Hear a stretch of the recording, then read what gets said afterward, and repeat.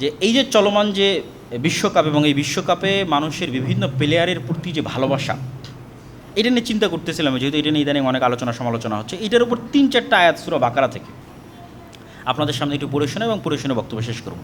যে অনেকে এরকমও লিখেছে যে সে যদি মেসির সাথে জাহান্নামে থাকা লাগে তবুও সে খুশি। নাউযুবিল্লাহি মিন যালিক। তো আল্লাহ সুবহানাহু ওয়া তাআলা কি বলছেন কোরআন মাজিদে, ওয়া মিনান নাসি মান ইয়াত্তাখিযু মিন দুনিল্লাহ, মানুষের মধ্যে এমনও মানুষ আছে যারা আল্লাহ ব্যতীত অন্য কাউকে এত বেশি ভালোবাসে যতটা আসলে আল্লাহকে ভালোবাসা উচিত। সূরা বাকারা 164 থেকে 167 নম্বর আয়াত হুবহু অনুবাদ করব। যে মানুষের মধ্যে এমনও মানুষ আছে যারা আল্লাহ ব্যতীত অন্য কাউকে এত ভালোবাসে কাহুব্বিল্লাহ, যেটা আসলে আল্লাহকে ভালোবাসা উচিত। ওয়াল্লাযীনা আমানু আশাদ্দু হুব্বান লিল্লাহ, আর যারা ঈমান আনয়ন করেছে তারা সবচেয়ে বেশি ভালোবাসে রব্বুল আলামিনকে, আল্লাহকে।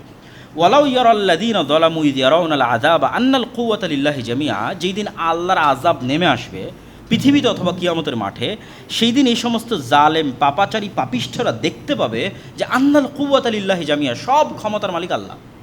যেই দিন এটা তাদের সামনে পরিষ্কার এবং স্পষ্ট হয়ে যাবে যে সকল ক্ষমতার মালিক আল্লাহ। ওয়ান্নাল্লাহ শাদীদুল আযাব, আর আল্লাহ যদি শাস্তি দিতে চান খুবই ভয়ঙ্কর শাস্তি দিতে পারেন। সেই দিন কী হবে জানো?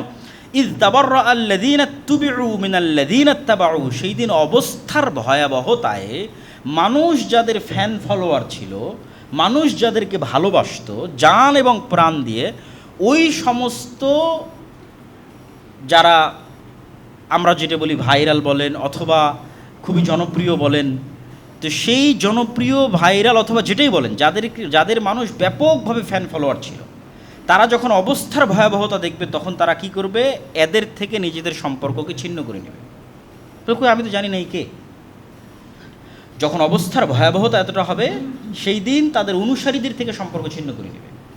তা আমি যদি বাস্তব উদাহরণ বলি, মিস্ত্রি বলবো আমি তো জানি না এই কে, যে বলছে যে আমি জাহান্নামেও থাকতে চাই। আল্লাহ বলছেন ইয তাবাররা আল্লাযীনা তুবিউ মিনাল্লাযীনা ইত্তাবাউ, যাদের ফ্যান ফলোয়ার, ওরা ওদের ফ্যান ফলোয়ার থেকে সম্পর্ক ছিন্ন করে নেবে অবস্থার ভয়াবহতায়। ওরা আউল আযাব, আযাব দেখে এত হতবিহব্বল হয়ে যাবে যে তাকাত্তাআতিল আসবাব, দুনিয়ার সকল উপায় এবং মাধ্যম ওই দিন ছিন্ন হয়ে যাবে। ওয়া ক্বালা আল্লাযীনা ইত্তাবাউ, ওই দিন যখন ওরা বলবে যে আমি তো চিনি নাই কে, যে এত ভালোবাসা প্রকাশ করতেছে, আজীবন সেই গেঞ্জি গায়ে দিয়ে থেকেছে, বলেছে না আমি যেখানেই হোক তার সাথে থাকতে চাই, যেতে চাই, তখন ওর গুরুই যখন বলবে যে আমি তো চিনি নাই কে, হুইজ হি, কে সে, জানি নাই কে, কই থেকে আসলো, আমি তো বলিনি আমার অনুসরণ করতে, আমাকে মানতে। তখন কি হবে? যখন এরকম ছ্যাঁকা খাবে, মানে একদম খাঁটি বাংলায় বললে যখন এই ছ্যাঁকাটা খাবে, তখন এবার ফ্যান ফলোয়াররা বলবে লাউ আন্না লানা কাররাতাং ফানাতাবাররা মিনহুম কামা তাবাররাউ মিন্না, রে যদি দুনিয়াতে যাওয়ার সুযোগ পেতাম তাহলে আজকে যেভাবে সে বলল কে, একে তো আমি চিনি না, দুনিয়াতে ওকে গিয়ে বলে আসতাম আরে তুই কে, আমি তোকে চিনি না। আবার যদি দুনিয়াতে যাওয়ার সুযোগ পেতাম তাহলে আমিও একটু এরকম সম্পর্ক ছিন্ন করতাম যে ও কে আমি চিনি না, কেন আজ কিয়ামতের মাঠেও বলতেছে এ কে, আমি তাকে চিনি না। তাহলে যদি আবার কিয়ামতের মাঠে ফিরে যাওয়ার সুযোগ হতো, দুনিয়াতে যাওয়ার ফিরে যাওয়ার সুযোগ হতো, তাহলে আমরাও একটু চেষ্টা করতাম এই সমস্ত জনপ্রিয় ব্যক্তিদের থেকে একটু নিজের সম্পর্কটা ছিন্ন করে নিতে, দেখাতে একটু তাদের মুখের উপর যে আমি চিনি না তুমি কে। এখন কিয়ামতের মাঠে সে বলতেছে যে সে চিনে না আমি কে। কাযালিকা ইউরিহিমুল্লাহু আমালহুম হাসারাতিন আলাইহিম ওয়া মা হুম বিখারিজিন মিনান নার, এইভাবেই আল্লাহ কিয়ামতের মাঠে মানুষের আমলকে তার সামনে আফসোস করে তুলে ধরবেন এবং পেশ করবেন। আল্লাহ সুবহানাহু ওয়া তাআলা আমাদের হেফাজত করুক, আল্লাহুম্মা আমিন। আল্লাহ সুবহানাহু ওয়া তাআলা সূরা আলে ইমরানের 33 নম্বর আয়াতে বলছেন ইন্নাল্লাহা আসতাফা আদামা ওয়া নূহা ওয়া আলা ইব্রাহিমা ওয়া আলা ইমরান আলাল আলামিন। আল্লাহ পৃথিবীর মানুষের মধ্যে কয়েকটা পরিবার এবং কয়েকজন ব্যক্তিকে বাছাই করে নিয়েছেন। তার মধ্যে আল্লাহ বাছাই করে নিয়েছেন আদমকে, আদি পিতা হিসেবে বাছাই করেছেন। প্রথম মানুষ হিসেবে তাকে সৃষ্টি করবেন সেটার জন্য তাকে বাছাই করেছেন। তিনি ফেরেশতা কর্তৃক সিজদা পাবেন সেটার জন্য তাকে বাছাই করেছেন। ইবলিসের ষড়যন্ত্রের শিকার হবেন তার জন্য তাকে বাছাই করেছেন। ষড়যন্ত্রের শিকার হয়ে তিনিই প্রথম জান্নাত থেকে পৃথিবীতে নেমে আসবেন, এটার জন্য তিনি বাছাইকৃত হয়েছেন। তিনি প্রথম আল্লাহ সুবহানাহু ওয়া তাআলার কাছে গুনাহ থেকে তওবা করা শিখবেন এবং আল্লাহর নবী হিসেবে পৃথিবীতে তাওহীদের দাওয়াতের সূচনা করবেন, আল্লাহর দ্বীনের প্রচারের শুরু করবেন। এই সকল কিছুর জন্য আল্লাহ সুবহানাহু ওয়া তাআলা আদম আলাইহিস সালাতু ওয়াস সালামকে বাছাই করেছেন। ওয়া নূহান, আল্লাহ নূহকে বাছাই করেছেন। আদম আলাইহিস সালাতু ওয়াস সালামের মৃত্যুর পর কয়েক প্রজন্ম পর্যন্ত মানুষ তাওহীদের উপর ছিল। আব্দুল্লাহ বিন আব্বাস রাদিয়াল্লাহু তাআলা আনহুর বর্ণনা অনুযায়ী 10 প্রজন্ম পরে মানুষ তাওহীদ থেকে বিচ্যুত হয়। এক এক প্রজন্ম যদি 1000 বছর করে হয় হায়াত আদম আলাইহিসসালাতু ওয়াসসালামের মতো, তাহলে প্রায় 10,000 বছর পর নূহ আলাইহিসসালাতু ওয়াসসালামের আগমন ঘটে। আর যদি হায়াত কম থাকে তাহলে এর চেয়ে কম হবে। কিন্তু আদম আলাইহিসসালাতু ওয়াসসালাম যেহেতু প্রায় 1000 বছরের কাছাকাছি বেঁচে ছিলেন, নূহ আলাইহিসসালাম নিজেও যেহেতু 950 বছর বেঁচে ছিলেন কাছাকাছি, তো ওই সময় মানুষের হায়াতের ধরনটা এরকমই ছিল। তো প্রথম মানুষ যখন পথভ্রষ্ট হয়, তাওহীদ থেকে শিরকে নিমজ্জিত হয়, তখন আল্লাহ সুবহানাহু ওয়া তাআলা নূহকে বাছাই করলেন মানুষকে পুনরায় তাওহীদের পথে নিয়ে আসার জন্য। নূহ আলাইহিসসালাতু ওয়াসসালামের পরে পৃথিবীতে মাত্র গুটি কয়েক মানুষ দ্বীনের উপর থাকলো, আর বাকি সব মানুষ পৃথিবী থেকে ধ্বংস হয়ে গেল। এরপরে আবার মানুষ যখন পথভ্রষ্ট হলো, তখন আল্লাহ সুবহানাহু ওয়া তাআলা ইব্রাহিম এবং ইব্রাহিমের পরিবারকে, নূহ আর আদমের সময় আল্লাহ পরিবার বলেননি, বলেছেন আমি আদমকে বাছাই করেছি, নূহকে বাছাই করেছি। আর ইব্রাহিমের সময় বললেন ওয়া আলা ইব্রাহিম, আর ইব্রাহিমের পরিবারকে বাছাই করেছি। ইব্রাহিম আলাইহিসসালাতু ওয়াসসালাম এবং তার পরিবারকে আল্লাহ বাছাই করলেন পৃথিবীতে তাওহীদের দাওয়াত ছড়িয়ে দেওয়ার জন্য। ইব্রাহিমের 2 সন্তান ইসহাক এবং ইসমাইল এবং তাদের পরবর্তী উত্তরসূরিরা। তারপরে আল্লাহ বলছেন ওয়া আলা ইমরান, যেটা আজকে আমাদের আলোচ্য বিষয়বস্তু, যেই নামে পবিত্র কোরআনের 2য় সূরা, যে আমি ইমরানের পরিবারকে বাছাই করলাম। ইমরান দ্বারা উদ্দেশ্য কি? কেউ বলেছেন মুসা এবং হারুন আলাইহিসসালাতু ওয়াসসালামের পিতার নাম ছিল ইমরান, ফলত এটার দ্বারা উদ্দেশ্য মূলত আলে মুসা, আলে হারুন, মুসা এবং হারুনের পরবর্তী বংশধর। আর কেউ বলেছেন যে মারিয়াম আলাইহিসসালাতু ওয়াসসালামের পিতার নাম ছিল ইমরান, এবং এটা ঠিক যে তার পিতার নাম ইমরান ছিল, এবং আল্লাহ সুবহানাহু ওয়া তাআলা মারিয়ামের মাকে ইমরাআতু ইমরান, ইমরানের স্ত্রী বলে সম্বোধন করেছে, ফলত তার বংশধর, তথা সে, তার স্ত্রী, তার কন্যা, তার কন্যার সন্তান, এবং এমনকি ইমরানের স্ত্রীর বোন, ইমরানের স্ত্রীর আপন বোন হচ্ছে জাকারিয়া আলাইহিসসালাতু ওয়াসসালামের স্ত্রী। তাহলে ইয়াহইয়া আলাইহিসসালাতু ওয়াসসালাম এবং ঈসা আলাইহিসসালাতু ওয়াসসালাম হচ্ছেন খালাতো ভাই। তো এই পুরো পরিবার আলে ইমরান। তো আল্লাহ সুবহানাহু ওয়া তাআলা তাদেরকে বাছাই করলেন পৃথিবীতে তাওহীদের দাওয়াত, আল্লাহর বিধান, আল্লাহর দ্বীন ছড়িয়ে দেওয়ার জন্য, আলাল আলামিন, সারা পৃথিবীর মানুষের উপর। যুররিয়াতাম বা'দুহা মিন বা'দ আল্লাহু সামিউন আলিম, আর এরা কেউ বিচ্ছিন্ন নয়, সবাই কারো না কারো বংশধর, তথা কোনো না কোনোভাবে আলে ইমরানও আদম আলাইহিসসালাতু ওয়াসসালামের বংশধর, কোনো না কোনোভাবে আলে ইব্রাহিমও নূহ আলাইহিসসালাতু ওয়াসসালামের বংশধর। তাই একজন আর একজনের বংশধর হওয়ার দ্বারা প্রমাণিত হয় যে তারা সবাই আদমের সন্তান, কেউ আল্লাহর সন্তান নয়, নবী যত বড়ই হোক। এটা বলে আল্লাহ সুবহানাহু ওয়া তাআলা এই মেসেজটা এখানে পরিষ্কার করে দিলেন শুরুতেই, যে যুররিয়াতাম বা'দুহা মিন বা'দ, সবাই একজন আরেকজনের বংশধর, তথা সবাই আদমের সন্তান। আল্লাহু সামিউন আলিম, আল্লাহ শোনেন এবং জানেন। আল্লাহ কি শোনেন? এই জায়গায় আল্লাহর শোনার গুণ উল্লেখ করার মহত্ব কি? এখানে আল্লাহর শোনার গুণ উল্লেখ করার মহত্ব হচ্ছে আল্লাহ মানুষের দোয়া শোনেন, এবং এখনই আল্লাহ ধারাবাহিক কয়েকটা দোয়ার কথা উল্লেখ করবেন যেগুলো তিনি শুনেছেন, এখনই উল্লেখ করবে কোরআনে। তাহলে আল্লাহ দোয়া শোনেন, সামিউদ দোয়া, মানুষের দোয়া শোনেন। আলিম, তিনি জানেন। এই জায়গায় জানা বলা দ্বারা উদ্দেশ্য কি? এই জায়গায় জানা বলা দ্বারা উদ্দেশ্য আল্লাহ জানেন খুব ভালোভাবে কাকে কখন নবী করতে হবে, কোন পরিবার থেকে নবী বাছাই করতে হবে, এবং কাকে কিভাবে কখন নবুয়তের দায়িত্ব দিতে হবে। এই বিষয়ে আল্লাহ সুবহানাহু ওয়া তাআলা খুব ভালো জানেন, ভালো জ্ঞান রাখেন। তারপরে আয়াতে আল্লাহ সুবহানাহু ওয়া তাআলা বলছেন ইয ক্বালাত ইমরাআতু ইমরান রব্বি ইন্নী নাযারতু লাকা মা ফি বাতনি মুহাররারা। এখানে একজন রাসূলের মায়ের জন্মের ঘটনা বর্ণনা করা হচ্ছে। কার মুখ দিয়ে বর্ণনা করা হচ্ছে? একজন রাসূলের নানির মুখ দিয়ে বর্ণনা করা হচ্ছে। রাসূল হচ্ছে ঈসা আলাইহিসসালাতু ওয়াসসালাম। এখনও তার জন্মের ঘটনা শুরু হয়নি। যেহেতু তার জন্মের ঘটনাটা পৃথিবীর ইতিহাসের অন্যতম ব্যতিক্রম ঘটনা, তাই ভূমিকা স্বরূপ আল্লাহ তার পূর্বে অনেকগুলো ঘটনা বলে নিচ্ছেন। ভূমিকা স্বরূপ ঈসা আলাইহিসসালাতু ওয়াসসালামের ঘটনা বলাই মূল উদ্দেশ্য, কিন্তু ঈসা আলাইহিসসালাতু ওয়াসসালামের ঘটনা পৃথিবীর এত ব্যতিক্রম ঘটনা যে ওটার প্রতি বিশ্বাস তৈরি করার জন্য প্রেক্ষাপট লাগে, এবং এই প্রেক্ষাপট ওই যুগের মানুষের জন্য দরকার ছিল। এত বড় ঘটনা ওই যুগের মানুষ দেখবে, তার আগে কিছু ঘটনা লাগবে। তো তার আগে ঘটনা শুরু হচ্ছে ঈসা আলাইহিস সালামের নানি ইমরাআতু ইমরান, ইমরানের স্ত্রী, মারিয়ামের মা, ঈসা আলাইহিস সালামের নানি। ইয ক্বালাত ইমরাআতু ইমরান, মা, একজন নবীর মা কিভাবে জন্ম হচ্ছে আগে সেটা বলা হচ্ছে, তারপরে নবীর জন্ম। ইদ ক্বালাত ইমরাতু ইমরান রব্বি ইন্নী নাযারতু লাকা মা ফি বাতনি মুহাররারা, যখন ইমরানের স্ত্রী তথা ঈসা আলাইহিস সালামের নানি মারিয়ামের মা বললেন, হে আল্লাহ, আমার পেটে যা আছে তা তোমার রাস্তায় মুহাররার করে দিলাম। মুহাররার মানে দুনিয়াবী সকল কাজ থেকে মুক্ত করে শুধু তোমার এবং তোমার দ্বীনের কাজ করবে, এই জন্য ওয়াকফ করে দিলাম। যেমন মানুষ নিজের সম্পত্তি আল্লাহর রাস্তায় ওয়াকফ করে দেয়, ঠিক নিজের সন্তানকে আল্লাহর রাস্তায় ওয়াকফ করে দিল। মুহাররার, স্বাধীন করে দিলাম। কি থেকে স্বাধীন করে দিলাম? আমার নিজের কাজ থেকে, দুনিয়ার কাজ থেকে, সব কাজ থেকে। বড় হয়ে আমাকে দেখতে হবে, আমাকে খাওয়াতে হবে, রুজি রুটি ইনকাম করতে হবে, এগুলো না। দুনিয়াবী সকল কিছু থেকে মুক্ত করে দিলাম তোমার রাস্তার জন্য। ফাতাকাব্বাল মিন্নি, অতএব আপনি আমার এই যে আমার সন্তানকে যে আমার পেটে এসেছে আপনার রাস্তার জন্য ওয়াকফ করে দিলাম, এই ওয়াকফ করাটাকে আপনি কবুল করেন। তো শুধু আল্লাহ সুবহানাহু ওয়া তাআলার কাছে চাইলেই এবং আল্লাহর রাস্তায় ওয়াকফ করে দিলেই বা কোনো নিয়ত করলেই ক্ষান্ত হয়ে যাওয়া উচিত নয়, বরং ওইটা যেন আল্লাহ কবুল করে তার জন্য দোয়াও করা উচিত, যেমন উনি করতেছেন। উনি তো এই পর্যন্ত বলেই থামতে পারেন যে আল্লাহ, আমার পেটের সন্তান তোমার রাস্তা দিয়ে দিলাম। তারপরে বাক্য কি? ফাতাকাব্বাল মিন্নি, আপনি আমার থেকে এটা কবুল করেন। কেন আল্লাহ সুবহানাহু ওয়া তাআলা কবুল না করলে তার এই মানত কোনো কাজে আসবে না। তিনি যে উদ্দেশ্যে মানত করতেছেন কবুল হওয়া লাগবে। ইন্নাকা আনতাস সামিউল আলিম, আবারও একই কথা যে আপনি জানেন এবং আপনি শোনেন। তো কি শোনেন? ওই যে বললাম আল্লাহ দোয়া শোনেন, তো দোয়া কয়েকটা আসবে যে আল্লাহ শুনতেছেন, তার মধ্যে এটা একটা। ঈসা আলাইহিস সালাতু ওয়াস সালামের নানি দোয়া করতেছে, এটা আল্লাহ শুনতেছেন, সেটা একটা। আলিম, আর আপনি সব কিছু জানেন যে আমি কোন নিয়াতে, সঠিক নিয়াতে করছি না লোক দেখানোর নিয়াতে করতেছি, সব জানেন আপনি। তো যেহেতু আমার অন্তরের অবস্থা আপনি জানেন, অতএব আমার এই মানতকে আপনি কবুল করেন।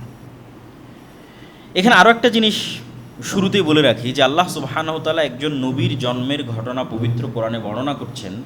তার নানির থেকে শুরু করেছেন, তারপরে তার মায়ের জন্ম হবে, মায়ের জন্মের ঘটনা বলবেন, তারপরে তার জন্মের ঘটনা বলবেন। তো এগুলো একটাও কিন্তু সরাসরি কোনো কিতাবের ওহী নয়, কেন এগুলো তো মানুষের জীবনের ঘটনা। এটা তাওরাত নয়, এটা ইঞ্জিল নয়। তাওরাত এবং ইঞ্জিল কি? যেখানে নামাজের কথা থাকবে, কালামের কথা থাকবে, দোয়া দরুদ শিখানো থাকবে। এটা তো একটা মানুষের জীবনে যে ঘটনা ঘটতেছে সেটা, এটা মানুষ কীভাবে জন্ম নিচ্ছে তার ঘটনা। তো একটা মানুষের জন্মের ঘটনাই মূলত তার হাদিস বা তার সিরাত, তার ইতিহাস। তাহলে যেখানে আল্লাহ সুবহানাহু ওয়া তাআলা পবিত্র কোরআনে আয়াত নির্ধারণ করছেন বিভিন্ন জনের জন্মের ঘটনা বর্ণনা করতে, এখান থেকে আমাদের শিক্ষা নেওয়া উচিত যে আল্লাহ সুবহানাহু ওয়া তাআলা কোরআনের আয়াতের অংশ করেছেন অতীতের নবীদের হাদিসকে, অতীতের নবীদের ইতিহাসকে। তাহলে আমার নবীর ইতিহাস যদি আমি না জানি, আমার নবীর পরে যদি আর কোনো নবী আসতো, তাহলে আমার নবীর হাদিস ওই কিতাবের অংশ হতো। কিন্তু আমার নবীর পরে তো আর কোনো নবী আসবে না, ফলত পরবর্তী কোনো কিতাবের অংশ হওয়ার সুযোগ পায়নি। কে সুযোগ পায়নি পরবর্তী কিতাবের অংশ হওয়ার? সহিহ বুখারী সুযোগ পায়নি, সহিহ মুসলিম সুযোগ পায়নি। মানে বুখারী এবং মুসলিমে যে হাদিস আছে, এই হাদিসগুলো পরবর্তীতে কোনো আসমানি কিতাব আসলে সেই আসমানি কিতাবগুলোর আয়াত হতো। যেমন ঈসা এবং মারিয়ামের জন্মের ঘটনা কোরআনের আয়াত হয়েছে। ফলত রাসূল সাল্লাল্লাহু আলাইহি ওয়াসাল্লামেরও ইতিহাস এবং সিরাত জানা এবং হাদিস জানার গুরুত্ব আছে। এটা এখান থেকে আমাদের শিক্ষা নিতে হবে। ফালাম্মা ওয়াদাআতহা ক্বালাত রব্বি ইন্নী ওয়াদাতুহা উনসা।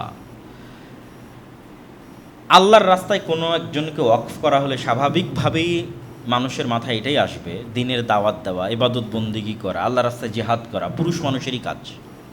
অতীত থেকে এটাই হয়ে এসেছে।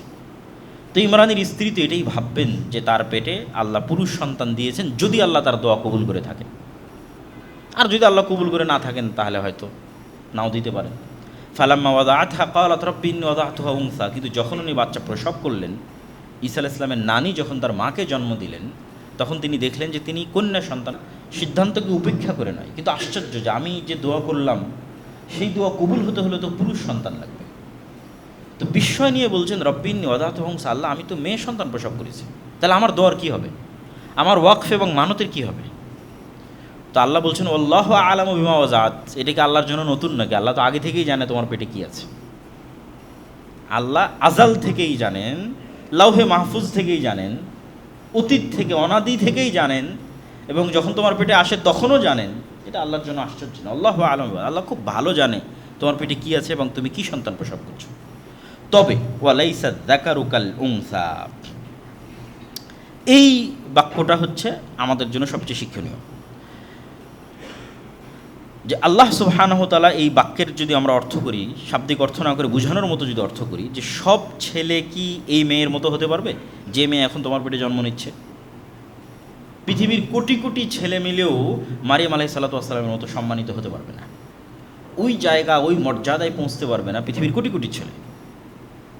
তাহলে পৃথিবীর সব ছেলে মিলে কি এই মেয়ের মতো হতে পারবে? সব ছেলে এই মেয়ের মতো নয় যে মেয়ে তোমার পেটে এখন দেওয়া হয়েছে এবং তুমি জন্ম দিলা। ওয়ালাইসা যাকারু কাল উনসা, বিশেষ মর্যাদামণ্ডিত, সুসম্মানিত এবং আল্লাহ কর্তৃক পবিত্র ঘোষণাকৃত অতি উঁচু আসন, এবং তার সম্মান এবং মর্যাদার কথা আল্লাহ সুবহানাহু ওয়া তাআলা নিজে কোরআনে বলবেন। তো এটার থেকে যেটা আমাদের জন্য শিক্ষা, সেটা হচ্ছে সকল কিছুই মানুষ যখন অকল্যাণকর মনে করে তখন সেটা অকল্যাণকর, আর মানুষ যখন কল্যাণকর মনে করে তখন কল্যাণকর। এটা আসলে হয় না। আল্লাহর হিকমতে আল্লাহ ভালো জানেন কোনটা কল্যাণকর কোনটা অকল্যাণকর। ফলত সবসময় আপনার সিদ্ধান্তই ঠিক হবে, আর আপনি তাৎক্ষণিক আপনার চাওয়া না পেলে হতাশ হবেন, এটা নয়। ওর মধ্যে আল্লাহ কী হিকমত রেখেছেন আপনি জানেন না। যেমন মারিয়ামের মা জানতো না যে মারিয়ামের পেটে পৃথিবীর ইতিহাসের অন্যতম শ্রেষ্ঠতম একজন নবীর জন্ম হবে, ঈসা আলাইহিস সালাতু ওয়াস সালাম, তাও বিনা পিতায়। এটা কি মারিয়ামের মা জানে? জানে না। কিন্তু এটা আল্লাহ আগে থেকে জানেন। ফলত আল্লাহ তার সন্তানকে কিসের জন্য প্রস্তুত করতেছেন এটা তার তিনি জানেন না, কিন্তু আল্লাহ জানেন। ওয়া ইন্নী সাম্মাইতুহা মারিয়াম, আর আমি তার নাম রাখলাম মারিয়াম। ওয়া ইন্নী উঈযুহা বিকা ওয়া যুররিয়াতাহা মিনাশ শাইতানির রাজীম, আর তার মা দোয়া করে বলছেন, হে আল্লাহ, আমার এই মেয়ে সন্তান এবং তার পরবর্তী বংশধরকে আমি তোমার আশ্রয় প্রার্থনা করছি শয়তান থেকে। আমার এই মেয়ে এবং তার পরবর্তী বংশধরের জন্য আশ্রয় প্রার্থনা করছি শয়তান থেকে। তাহলে একটা সন্তান জন্মের পর একজন মায়ের কি চিন্তা হতে পারে? সন্তানের খাওয়া, সন্তানের দুধ, সন্তানের স্বাস্থ্য, পালস ঠিক আছে কিনা, অক্সিজেন ঠিক আছে কিনা, ডাক্তার কি বলতেছে। আরও যখন আস্তে আস্তে বড় হবে তখন তার রিজিক, খাওয়া দাওয়া, ক্যারিয়ার, শিক্ষা। আমাদের বাবা মায়ের চিন্তা এটাই। কিন্তু মারিয়ামের মায়ের মুখ দিয়ে কী উচ্চারিত হলো? আল্লাহ, আমার এই মেয়েটা সুস্থ থাকুক, এই মেয়েটার খাবারের ব্যবস্থা করে দাও, দুধ পাচ্ছে না দুধের ব্যবস্থা করে দাও। না, উঈযুহা বিকা ওয়া যুররিয়াতাহা মিনাশ শাইতানির রাজীম, আল্লাহ শয়তান থেকে আশ্রয় দাও। তাহলে একজন মুমিন মায়ের চিন্তা তার সন্তানের বিষয়ে কি হতে পারে সেটার শিক্ষা, মানে সন্তান লালন পালনের ইমানই ভিত্তি কি হতে পারে সেটার শিক্ষা এখানেই আছে। সেটা হচ্ছে ইমান এবং শয়তানের ষড়যন্ত্র থেকে শয়তানকে সুরক্ষার চিন্তাই একজন মা এবং একজন পিতার সবার আগে প্রাধান্য দিতে হবে। এবং আল্লাহ সুবহানাহু ওয়া তাআলা এই দোয়া কবুল করো তো মারিয়াম এবং তার সন্তানকে এমনভাবে শয়তানের স্পর্শ থেকে হেফাজত করেছেন যে যেই স্পর্শ প্রত্যেক আদম সন্তানের জন্য লাজেম ছিল সেটা থেকে হেফাজত করেছেন। সেটা যে জন্মের পরে প্রত্যেক আদম সন্তান শয়তানের স্পর্শে আসে, এটা রাসূল সাল্লাল্লাহু আলাইহি ওয়াসাল্লামের সহিহ হাদিস। এবং শয়তানের স্পর্শেই সে জন্মের পরে কেঁদে ওঠে। কিন্তু শুধু দুইজনকে শয়তানে স্পর্শ করার সুযোগ পায়নি এই দোয়ার কারণে। সেই দুইজন হচ্ছে মারিয়াম এবং মারিয়ামের সন্তান ঈসা আলাইহিস সালাতু ওয়াস সালাম। তাদেরকে বিশেষভাবে আলাদা করা হয়েছে শয়তানের সংস্পর্শ থেকে এই দোয়ার কারণে। ফাতাকাব্বালাহা রাব্বুহা বিকবুলিন হাসানিন ওয়া আম্বাতাহা নাবাতান হাসানা ওয়া কাফফালাহা জাকারিয়া। আল্লাহ ইমরানের স্ত্রীর যে মানত, এই মানতকে আল্লাহ কবুল করেছেন।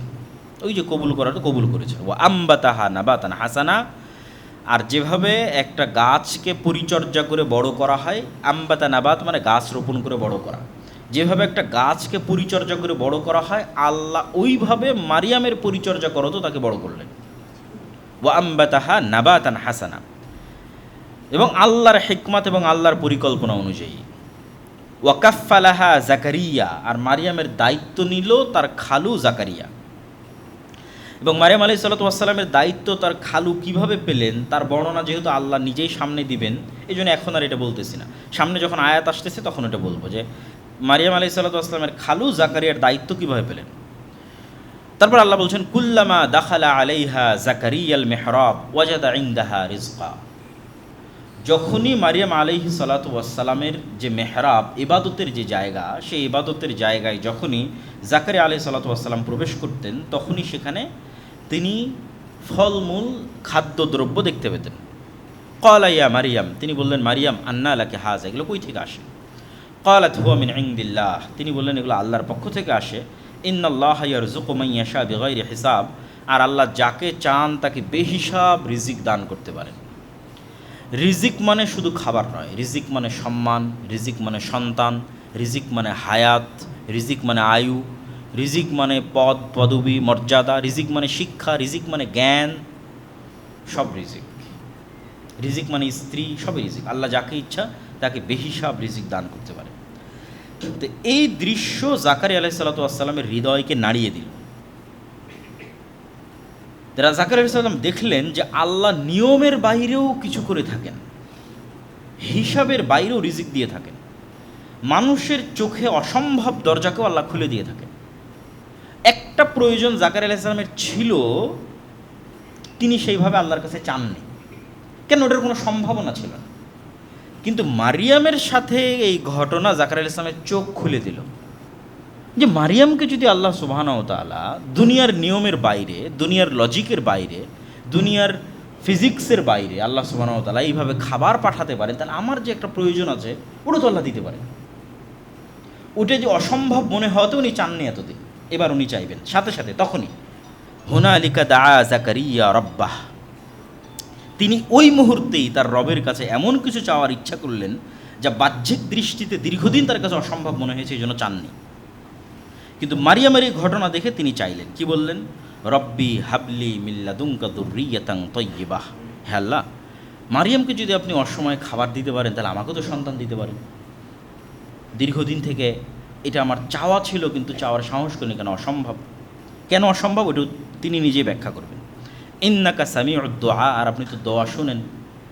ইমরানের স্ত্রীর দোয়া শুনেছেন, মারিয়ামের মায়ের দোয়া শুনেছেন, আপনি দোয়া শুনেন। ওই যে আগে বলে এসেছে সামিউন, আল্লাহ শুনেন। কি শুনেন? সামিউদ দোয়া, দোয়া শুনেন। আল্লাহ সর্বশ্রোতা, মানুষের দোয়া শুনেন।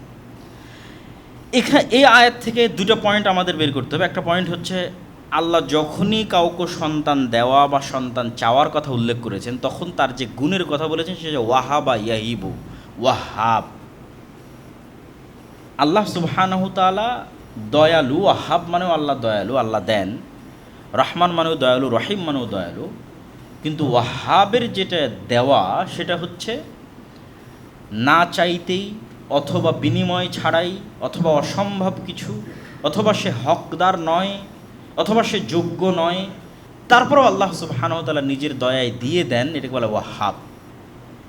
হ্যাঁ, আপনি দিতে পারেন, আমাকে দেন। আরেকটা কি এখান থেকে? তয়্যিবাহ, পবিত্র বংশধর দেন। তিনি তো শুধু সন্তান চাইতে পারতেন, কিন্তু তিনি চাইলেন পবিত্র বংশধর, পবিত্র সন্তান।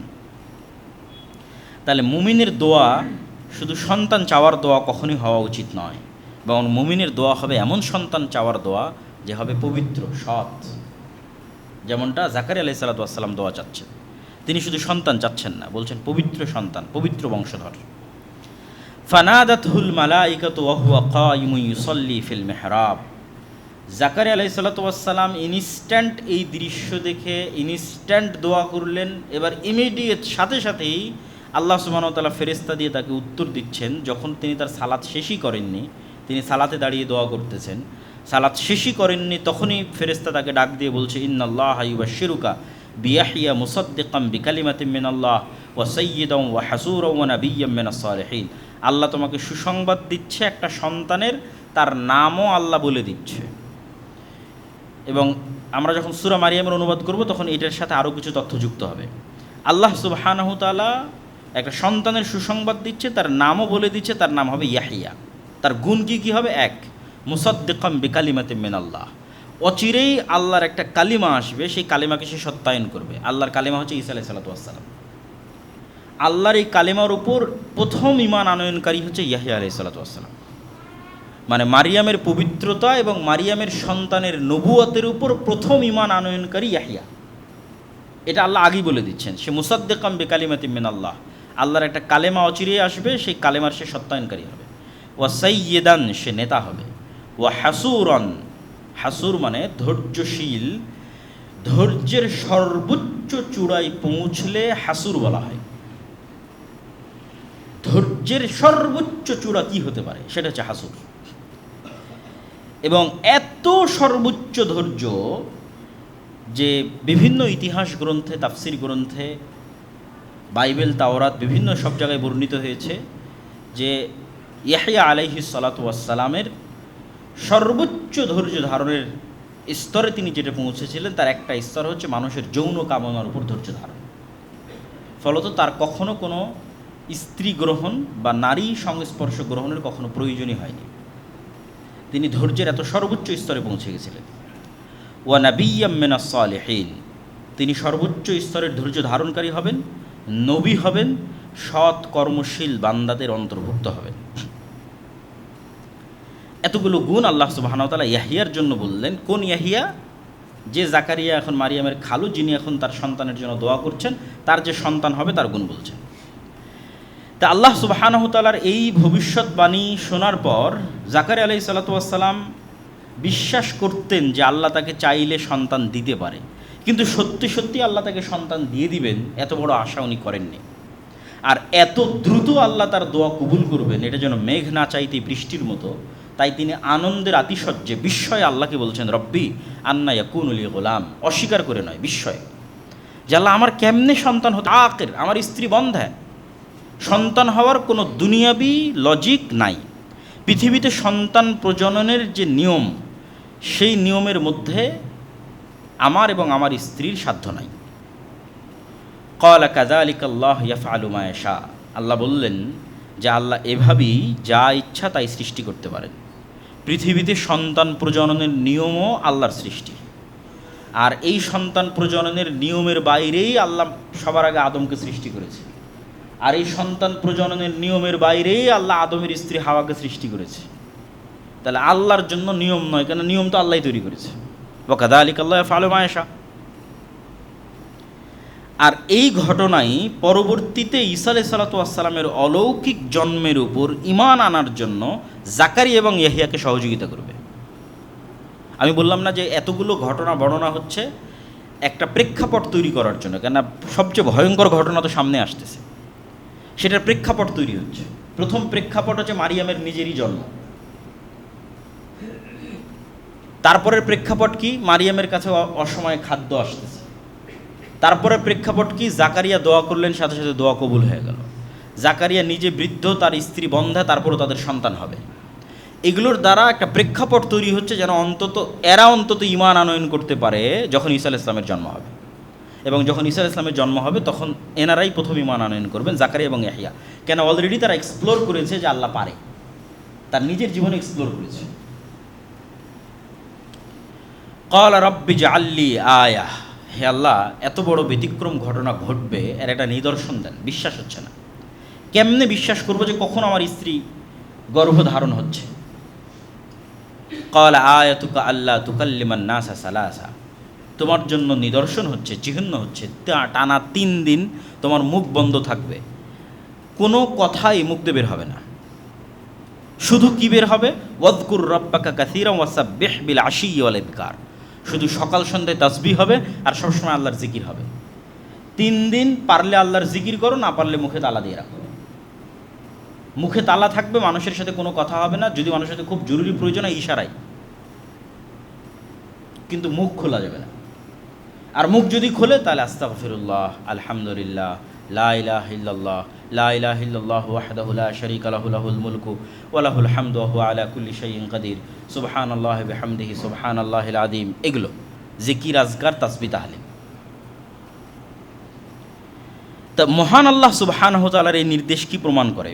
যে 3 দিন তিনি মানুষের সাথে যাবতীয় কথা বন্ধ রাখা, মাত্রাতিরিক্ত জিকির এবং সকাল সন্ধ্যা তাসবিহ পাঠের বরকতেই মহান আল্লাহ অসম্ভবকে সম্ভব করে দিবেন। আল্লাহু আকবার। আর এই 3 দিনের মধ্যেই তার স্ত্রী গর্ভবতী হবেন। মানুষ যদি জীবনে বড় কিছু অর্জন করতে চায় তাহলে অতিরিক্ত জিকির এবং সকাল সন্ধ্যার তাসবিহ পাঠের কোনো বিকল্প নেই। আল্লাহ জাকারিয়ার জন্য এত বড় অসম্ভবকে সম্ভব করে দিচ্ছেন, অপ্রয়োজনীয় কথা বন্ধ, জিকির, আজকার এবং সকাল সন্ধ্যার তাসবিহ। তো আপনার জীবনেরও অনেক অসম্ভব আল্লাহ সম্ভব করে দিতে পারে জিকির দিয়ে, অনেক অসম্ভবকে আল্লাহ সম্ভব করে দিতে পারে সকাল সন্ধ্যার তাসবিহ দিয়ে। এর চেয়ে শক্তিশালী এবং এর চেয়ে পাওয়ারফুল অন্তত বর্তমান পৃথিবীতে কিছু নাই সকাল সন্ধ্যার জিকিরের চাইতে। আর সর্বশ্রেষ্ঠ জিকির পবিত্র কোরআন। ওয়াইদ ক্বালাতিল মালাইকাতু ইয়া মারইয়াম ইন্নাল্লাহা আসতাফাকি ওয়া তাহহারাকি ওয়াসতাফাকি আলা নিসাইল আলামিন।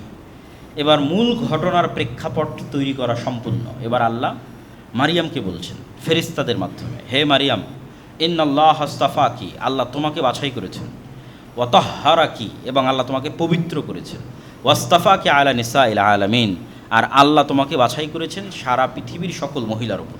তো দুইবার বাছাই করার অর্থ কি? ধারাবাহিকভাবে আমি বলে যাচ্ছি। স্মরণ করুন সেই সময়ের কথা যখন ফেরেশতারা বলল, হে মারিয়াম, আল্লাহ নিশ্চয় তোমাকে মসজিদে আকসার খেদমতের জন্য বাছাই করেছেন। এটা প্রথমবার তার মায়ের মানতের কবুলিয়াতে মসজিদে আকসার খেদমতের জন্য বাছাই করেছেন, যা মূলত তার মায়ের মানতের কবুলিয়াত ছিল। আর তিনি তোমাকে তোমার মায়ের দোয়া অনুযায়ী শয়তানের প্ররোচনা থেকে পবিত্র করেছেন।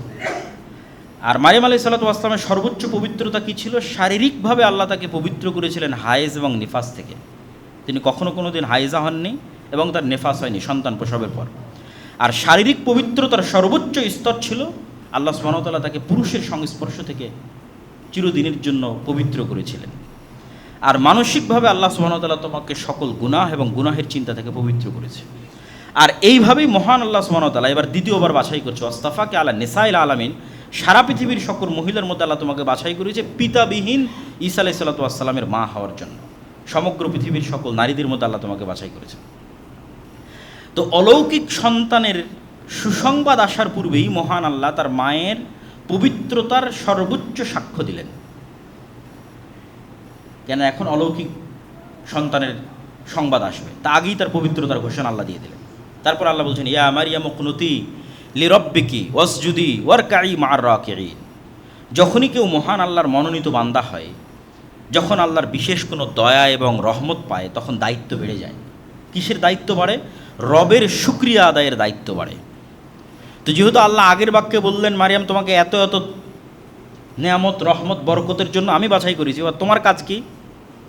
তোমার কাজ হচ্ছে, হে মারিয়াম, তুমি তোমার রবের একনিষ্ঠ অনুগত হও, লম্বা সময় সালাতে দাঁড়িয়ে থাকো, বেশি বেশি সিজদা করো, এবং মসজিদে আকসায় রুকুকারীদের সঙ্গে জামাতে রুকু করো।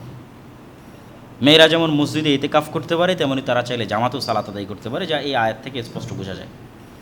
আর এই আয়াত থেকে আরও একটা জিনিস বোঝা যায় যে মানুষের জীবনের প্রকৃত মর্যাদার যে সিক্রেট, সর্বোচ্চ সম্মানের আসীন হওয়ার যে সিক্রেট, সেই সিক্রেটটা হচ্ছে আল্লাহর সামনে বিনয় হওয়া, আল্লাহর অনুগত হওয়া, পবিত্র থাকা, বেশি বেশি জিকির আজকার করা, জামাতে সালাত আদায় করা, এবং রুকু করা এবং অতিরিক্ত সিজদা করা, যেগুলো আল্লাহ মারিয়ামের জন্য বললেন, যেগুলো আল্লাহ জাকারিয়ার জন্য বললেন। এগুলোই পৃথিবীতে এবং পরকালে সর্বোচ্চ সম্মানে সম্মানিত হওয়ার সিক্রেট, যা আল্লাহ তাদের জন্য নির্ধারণ করে দিলেন।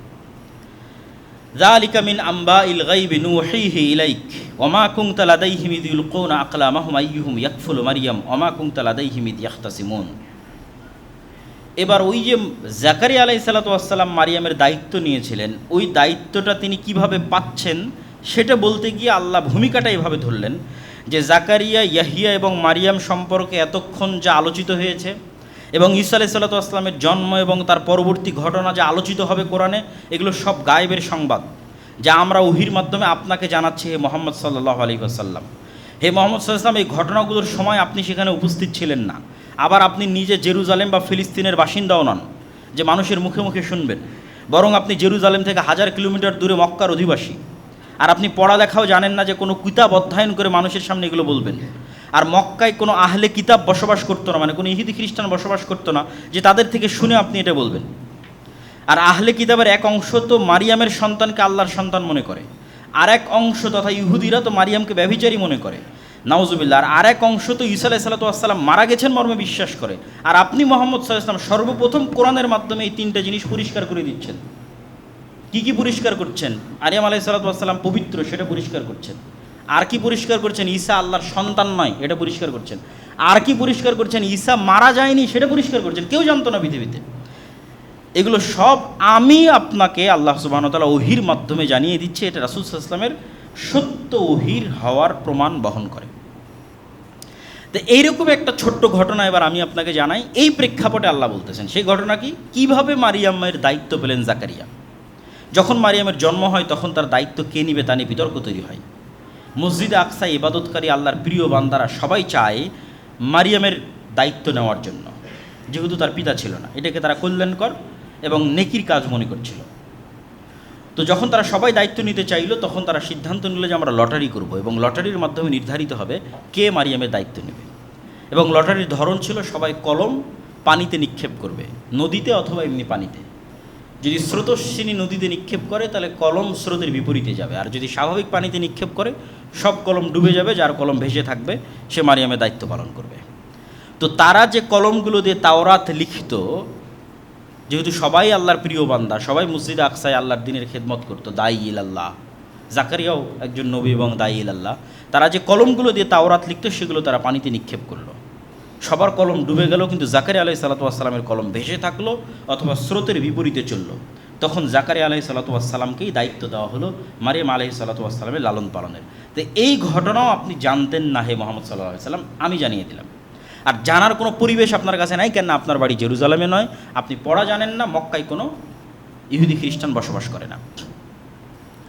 ইয ক্বালাতিল মালাইকাতু ইয়া মারিয়াম ইন্নাল্লাহা ইউবাশশিরুকি বিকালিমাতিন মিনহু ইসমুহুল মাসীহু ঈসা ইবনু মারিয়াম ওয়াজিহান ফিদ দুনিয়া ওয়াল আখিরাহ ওয়া মিনাল মুকাররাবিন। এবার এতক্ষণ যাবৎ মূল ঘটনা বলার জন্য যে ভূমিকা আল্লাহ প্রস্তুত করলেন, সেই সবচেয়ে ভয়ঙ্কর ব্যতিক্রম ঘটনা বলার সময় চলে এসেছে। মারিয়ামকে মায়ের মানতের মাধ্যমে কবুল করা হয়ে গেছে, অসময়ে মারিয়ামের কাছে খাবার প্রদান করা হয়েছে, অতিরিক্ত জিকিরের মাধ্যমে স্বামীর বার্ধক্য থাকার পরেও এবং স্ত্রীর বন্ধ্যা হওয়ার পরেও তাদের গর্ভে সন্তানের জন্ম হয়েছে, জাকারিয়ার গর্ভে। মারিয়ামের পবিত্রতার ঘোষণা হয়েছে, তাকে বেশি বেশি ইবাদতের আদেশ দেওয়া হয়েছে, জাকারিয়াকে বেশি বেশি জিকিরের আদেশ দেওয়া হয়েছে। এখন মূল যে ঘটনা, সেই ঘটনার প্রেক্ষাপট প্রস্তুত। এবার ফেরেশতারা মারিয়ামকে বলছেন, ইয়া মারিয়াম ইন্নাল্লাহা ইউবাশশিরুকি বিকালিমাতিন মিন, আল্লাহ তোমাকে সুসংবাদ দিচ্ছেন আল্লাহর একটা কালিমার, ইসমুহুল মাসীহু ঈসা ইবনু মারিয়াম, আল্লাহর সেই কালেমা হচ্ছে ঈসা ইবনু মারিয়াম, ওয়াজিহান ফিদ দুনিয়া, যে দুনিয়াতে এবং পরকালে সম্মানিত হবে, অমিনাল মুকাররাবিন, এবং আল্লাহর নৈকট্যপ্রাপ্ত বান্দাদের অন্তর্ভুক্ত হবেন। তো সেই কালেমা কি? কালেমা হচ্ছে কুন ফায়াকুন, ইদা কাযা আমরান ফাইন্নামা ইয়াকুলু লাহু কুন ফায়াকুন। এবং এটা আল্লাহ নিজেই কোরআনে ব্যাখ্যা করে দিবেন যে কালেমা হচ্ছে কুন, যে আল্লাহ সুবহানাহু ওয়া তাআলা ঈসা আলাইহিস সালাতু ওয়াস সালামকে সৃষ্টি করেছেন ঠিক যেভাবে আদম আলাইহিস সালাতু ওয়াস সালামকে সৃষ্টি করেছেন, কুন শব্দের মাধ্যমে। আর ঈসা আলাইহিস সালাতু ওয়াস সালাম যে আল্লাহর সন্তান নন, তা এই আয়াতের মধ্যে আল্লাহ স্পষ্ট করে দিলেন কিভাবে, ঈসা ইবনু মারিয়াম, মারিয়ামের সন্তান ঈসা, তার নাম হচ্ছে ঈসা ইবনু মারিয়াম, মারিয়ামের সন্তান ঈসা, এক বাক্যে স্পষ্ট। তার আর একটা নাম কি? আল মাসীহ, তাকে উপাধি দেওয়া হলো মাসীহ। এই মাসীহ উপাধির ঈসা শব্দের অর্থ নেতা হওয়া, এটা হিব্রু ইয়াসুর থেকে আরবিতে ঈসায় পরিণত করা হয়েছে। আর মাসীহ শব্দের অর্থ নিয়ে মুফাসসিরিন কিরামের মধ্যে অনেক ব্যাখ্যা আছে। কেউ বলেছে যে আল্লাহ তাকে যেই মুজিজাগুলো দিয়েছিলেন, যেটা আল্লাহ নিজেই সামনে বলবেন, ওয়া ইউকাল্লিমুন নাসা ফিল মাহদি ওয়া কাহলা ওয়া মিনাস সালিহিন, তিনি মানুষের সাথে যখন তোমার কোলে থাকবে তখনও কথা বলবে তোমার পবিত্রতার সাক্ষ্য দিয়ে, আর যখন বার্ধক্য বয়সে পৌঁছে যাবে তখনও কথা বলবে। তো বার্ধক্য বয়সে পৌঁছার আগেই তো তিনি পৃথিবী থেকে বিদায় নিয়েছেন, এটা যখন তিনি দ্বিতীয়বার ফেরত আসবেন তখন কথা বলবেন। অমিনাস সালিহিন, আর সে তার পূর্বে চলে যাওয়া ইব্রাহিম, ইসহাক, ইসমাইল, মুসা, দাউদ, সুলাইমানের মতো আল্লাহর নেককার বান্দাদের অন্তর্ভুক্ত হবে। সুসংবাদ যত বড়ই হোক, এই সুসংবাদ দেওয়া হচ্ছে একজন কুমারী মেয়েকে।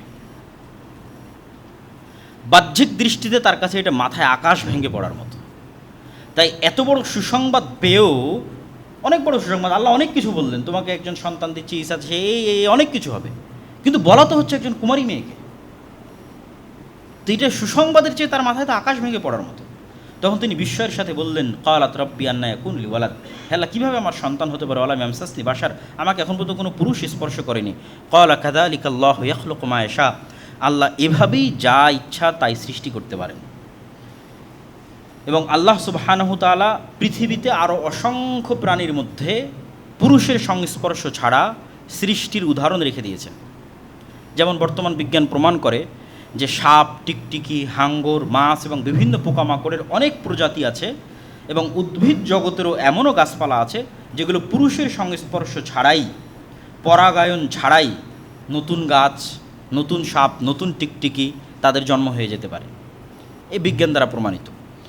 তো মহান আল্লাহ সুবহানাহু ওয়া তাআলা ইয়াহইয়া আলাইহিস সালামের জন্মের ঘটনায় যেই বাক্য ব্যবহার করেছেন, সেই বাক্যের থেকে একটু পরিবর্তন করে এখানে ব্যবহার করলেন। জাকারিয়া অভিযোগ করল আল্লাহ কেমনে সন্তান হবে, আল্লাহ বললেন আল্লাহ যা ইচ্ছা তাই করতে পারে। আর এখানে বললেন আল্লাহ যা ইচ্ছা তাই সৃষ্টি করতে পারে, কেননা এই সৃষ্টিটা একদম নতুন সৃষ্টি। জাকারিয়ার ক্ষেত্রে তো আইন লঙ্ঘন করা হয়নি, স্বামী স্ত্রীর মাধ্যমেই সন্তানের জন্ম হয়েছে, যতই বার্ধক্য হোক। ফলত এটা সম্পূর্ণ নতুন সৃষ্টি নয়। আল্লাহ ওখানে বলে যে আমি যা ইচ্ছা তাই করতে পারি, এখানে বলে যে আমি সম্পূর্ণ নতুন সৃষ্টি, যেমন আদমকে নতুন সৃষ্টি করেছি সম্পূর্ণ কুন কালেমার মাধ্যমে, হও এই কালেমার মাধ্যমে। ইদা কদা আমরাং ফাইন্নামা ইয়াকুলু লাহু কুন ফায়াকুন। এবার আল্লাহ নিজেই বলে দিচ্ছেন ওই কালেমাটা কি। আল্লাহ যখনই কোনো কিছু করার, সৃষ্টি করার ইচ্ছা পোষণ করেন, তখন দুনিয়ার যে নিয়ম, এই নিয়মগুলো আল্লাহর নির্ধারিত নিয়ম, আল্লাহ এই নিয়মগুলো সৃষ্টি করেছে। তো এই নিয়মের বাইরে গিয়ে তো আল্লাহ এগুলোকে প্রথম সৃষ্টি করেছে। এখন নয় আমি বীজ প্রথম বপন করতে, তাই বীজ হচ্ছে। প্রথম ধান কিভাবে হয়েছে, কোন বীজ থেকে প্রথম ধান হয়েছে, কোন ডিম থেকে প্রথম মুরগি হয়েছে, ওগুলো সব কুন দিয়ে হয়েছে। তারপরে তো এই নিয়ম আল্লাহ তৈরি করে দিয়েছে যে এর বীজ থেকে এর বীজ, এর বীজ থেকে এর বীজ এভাবে হতে থাকবে। কিন্তু প্রথম যখন মানুষ হয়েছে কীভাবে হয়েছে, কুন। তো ঠিক তেমন ঈসা আলাইহিস সালাম আল্লাহ সুবহানাহু ওয়া তাআলার কুন এই শব্দের ভিত্তিতেই আল্লাহ সুবহানাহু ওয়া তাআলা তাকে সৃষ্টি করেছেন। ইউআল্লিমুহুল কিতাবা ওয়াল হিকমাতা ওয়াত তাওরাত ওয়াল ইনজিল। সে শিক্ষা দিবে মানুষকে কিতাব, হিকমত, তাওরাত এবং ইনজিল, তথা সে নবী হবে। এবং সে শুধু নবী নয়, সে রাসূলও হবে। ও রাসূলান ইলা বানি ইসরাইল, সে বানি ইসরাইলের জন্য রাসূল হবে। এবং সে মানুষকে ডাক দিয়ে বলবে, হে মানুষ শোনো, আল্লাহ আমাকে কি কি মোজেজা দিয়েছে। ইন্নী আখলুকু লাকুম মিনাত তিন কাহাইয়াতিত তৈরি। সে একটা মাটির খণ্ড নেবে। এগুলো সব সুসংবাদ ঈসা আলাইহিস সালামের জন্মের আগেই মারিয়ামকে বলা হচ্ছে যে ঈসা এগুলো করবে। সে মানুষকে ডাক দিয়ে বলবে যে এই যে আমি মাটির স্তর হাতে নিলাম এবং এখানে আমি ফু দিব, এই মাটি এখান থেকে পাখি হয়ে আকাশে উড়ে যাবে। ওয়াউবরিউল আকমাহা ওয়াল আবরাস, যে জন্মগত অন্ধ তার চোখে আমি এভাবে বিসমিল্লাহ বলে হাত দিব, বিইজনিল্লাহ, আল্লাহর অনুমতিতে ওর অন্ধত্ব ভালো হয়ে যাবে। যে কুষ্ঠরোগে আক্রান্ত আমি তার শরীরে হাত দিব বিসমিল্লাহ বলে, ভালো হয়ে যাবে। ওহিল মাউতা বিইজনিল্লাহ, সবচেয়ে আশ্চর্য হচ্ছে আমি একদম মৃত মানুষকেও জীবিত করতে পারবো। ঈসা আলাইহিস সালাম বলবেন এবং তিনি বাস্তবে করেছেন। তো মৃত মানুষকে তিনি বিসমিল্লাহ বলে জীবিত করবেন। ও উনাব্বিউকুম বিমা তাকুলুনা ফি বুয়ুতিকুম ওয়া মা তাদাখিরুন। আর কে আজকে কি খেয়েছে বাড়িতে, আর কার বাড়িতে কি আছে সব বলে দিতে পারবেন। এবং এই পয়েন্টেই মূলত ঈসা আলাইহিস সালামের সাথে তার অনুসারীরা ঠাট্টা করতো। এই পয়েন্টটাতে যখন মুসা আলাইহিস সালাম এগুলো সব মোজেজা দেখালেন, তো মোজেজা দেখে মানুষের অন্তর নরম হয়ে ঈমান আনার কথা। কিন্তু বানু ইসরাঈলের ক্ষেত্রে যেটা বারবার ঘটেছে, বড় বড় মোজেজা দেখেও তাদের অন্তর নরম হয়। তো ঈসা আলাইহিস সালামের সাথে তারা এটা ঠাট্টা করতো বারবার। বলেন তো আজকে আমি কী খেয়ে এসেছি, বলেন তো আজকে কি এখনই আমি কী খেয়ে আসলাম, আজকে বলেন দেখে আমার বাড়িতে কী আছে। তো বারবার এই প্রশ্নের মাধ্যমে ঈসা আলাইহিস সালামকে মূলত ঠাট্টা করা হতো। কিন্তু তিনি বলতে পারতেন, কিন্তু এটা বলতে পারাটা তো মূল উদ্দেশ্য নয়। মূল উদ্দেশ্য তোমরা আমাকে নবী হিসেবে মানো এবং আল্লাহর আনুগত্য করো। কিন্তু ওইটার জন্য বারবার এসে বলতে থাকা, এটাই হচ্ছে নবীকে অস্বীকার করার শুরু।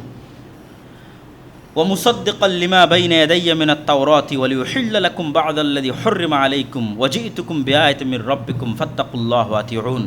আর আমি নতুন কোনো দাওয়াত নিয়ে আসিনি। মূসা আলাইহিস সালাম যে দাওয়াত দিয়ে গেছে তাওরাতের মাধ্যমে, ওইটারই সত্যায়ন করতে এসেছি। একই কথা মুহাম্মদ সাল্লাল্লাহু আলাইহি ওয়াসাল্লাম বলেছে, আমি নতুন কোনো দাওয়াত নিয়ে আসিনি। তোমাদের কাছে ঈসা আলাইহিস সালাম যে দাওয়াত দিয়ে গেছে ইনজিলে, মূসা যে দাওয়াত দিয়ে গেছে তাওরাতে, ওটাই নিয়ে এসেছি। এটাই ঈসা আলাইহিস সালাম বলতেছেন যে আমি নতুন কোনো দাওয়াত নিয়ে আসিনি, তাওরাতে যেটা আছে ওটাই। ওয়া লিউহিল্লা লাকুম বা'দাল্লাযী হুররিমা আলাইকুম, তবে তোমাদের আমলের কারণে আল্লাহ কিছু কিছু জিনিস তোমাদের উপর হারাম করে দিয়েছিলেন। ওই জিনিসগুলো আসলে হারাম হওয়ার যোগ্য নয় বা আল্লাহর বিধানে হারাম নয়, কিন্তু তোমাদের কারণে স্পেশালি হারাম করা হয়েছিল। ওগুলো আমি কিছু কিছু তোমাদের জন্য হালাল করে দেবো। যেমন উটের গোস্ত, চর্বি, এগুলো বানু ইসরাঈলের জন্য শাস্তিস্বরূপ হারাম ছিল। ইন্না রব্বি ওয়া রাব্বুকুম ফা'বুদুহু হাযা সিরাতুম মুস্তাকিম। এটাও ঈসা আলাইহিস সালামের কথা। আমি আর তোমরা তোমাদের সবার প্রতিপালক আল্লাহ, অতএব ইবাদত হবে আল্লাহর। এটা কেন বলা হচ্ছে? এত এত এত মোজেজা থাকার পরও ঈসা আলাইহিস সালাম কি ইবাদতের যোগ্য? অলৌকিক জন্ম থেকে শুরু, মায়ের কোলে কথা বললেন, অলৌকিকভাবে জন্ম নিলেন, তার মায়ের কাছে অলৌকিকভাবে খাবার আসতো, জীবিতকে মৃত করলেন, মাটি থেকে উড়ন্ত পাখি তৈরি করলেন, সবার অসুস্থতা ভালো করে দিলেন, পুরো জীবনটাই অলৌকিকতায় ভরপুর। আবার জীবিত অবস্থায় আকাশে উঠে যাবেন। তাই এত অলৌকিকত্বের পরেও কি তিনি ইবাদতের যোগ্য? তখন উনি নিজেই বলছেন, ইন্নাল্লাহ রব্বি ওয়া রব্বুকুম, নিশ্চয় আল্লাহ আমার রব এবং তোমাদের রব, আমি আল্লাহরই বান্দা। অতএব তোমরা আমার নয়, আল্লাহরই ইবাদত করো। হাযা সিরাতুম মুস্তাকিম। আর এটাই হচ্ছে অতীত থেকে, যুগ যুগ থেকে চলে আসা নবীদের দাওয়াত। একটা কথাই, রব্বি ওয়া রব্বুকুম ফা'বুদুল্লাহ, সেটা তোমরা আল্লাহর ইবাদত করো। ফালাম্মা হাসসা ঈসা মিনহুমুল কুফরা ক্বালা মান আনসারি ইলাল্লাহ। এই যে বললাম যে তিনি এতগুলো মোজেজা দেখালেন, তো এই মোজেজা অন্যগুলো তো মোটামুটি মানুষের কাজে লাগে, কিন্তু ওই যে একটা মোজেজা যেটা মানুষ অপব্যবহার করা শুরু করলো, বলেন দেখি এখন কি খেয়ে আসলাম, বলেন দেখে আজকে আমার বাড়িতে কি আছে। এই আচরণে ঈসা ইসলাম কষ্ট পেলেন এবং তিনি বুঝতে পারলেন যে মানুষ তার উপর ঈমান আনবে না, বরং কুফরি করবে, তাকে অস্বীকার করবে। তখন তিনি বললেন, একে তো মানুষ তার মাকে অপবাদ দিচ্ছে, ওই একটা অপবাদের বোঝা তো তার ব্রেনে মেন্টালি প্রেশার হিসেবে আছেই, বাকি এত মজেজা দেখার পরও মানুষ তার উপর ঈমান আনতেছে না। মান আনসারি ইলাল্লাহ, হে আমার জাতি, বলো তোমাদের মধ্যে কে খালেসভাবে আমার সহযোগিতা করবে আল্লাহর সন্তুষ্টির জন্য। আনসারুল্লাহ, আল্লাহর সহযোগী হবে, আল্লাহর সন্তুষ্টির জন্য আমাকে সহযোগিতা করবে কে? ক্বাল আল হাওয়ারিয়ুনা, হাওয়ারিরা বলল যারা সাদা রঙের অধিকারী। তো শাব্দিক অর্থ হচ্ছে সাদা রঙের অধিকারী। কি সাদা রং?